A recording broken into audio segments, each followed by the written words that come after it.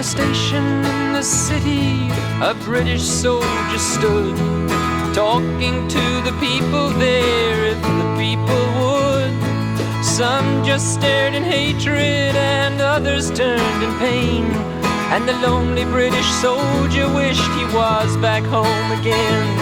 Come join the British Army, said the posters in his town.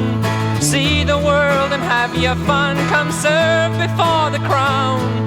The jobs were hard to come by and he could not face the dole, so he took his country's shilling and enlisted on the roll. For there was no fear of fighting, the empire long was lost. Just 10 years in the army, getting paid for being bossed. Then leave a man experienced, a man who's made the grade, a medal and a pension, some memories and a trade. Then came the call to Ireland as the call had come before. Another bloody chapter in an endless civil war. The priests, they stood on both sides, the priests, they stood behind. Another fight in Jesus' name, the blind against the blind. The soldiers stood between them, between the whistling stones, and then the broken bottles that led to broken bones. The petrol bombs that burned his hands, the nails that pierced his skin, and wished that he had stayed at home, surrounded by his kin. The station filled with people, the soldier soon was bored, but better in the station than where the people warred.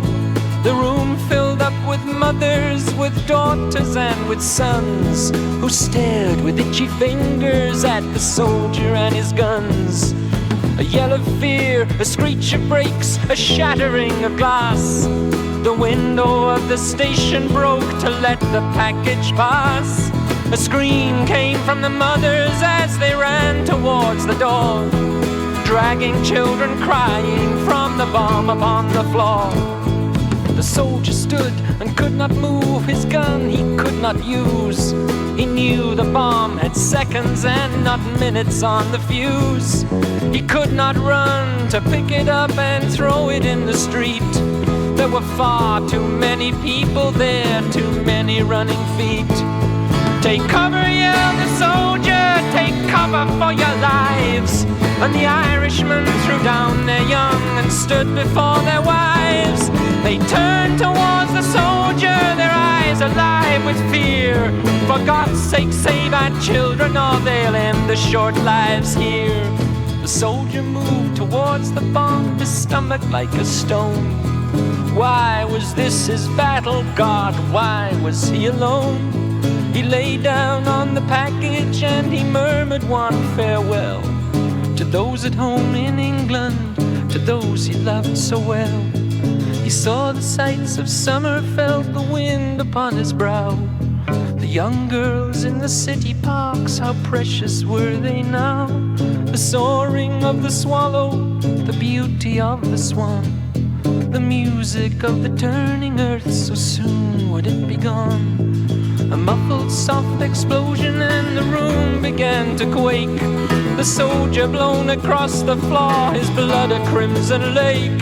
They never heard him cry or shout, they never heard him moan.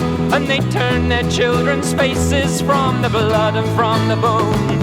The crowd outside soon gathered and the ambulances came to carry off the body of a pawn lost to the game.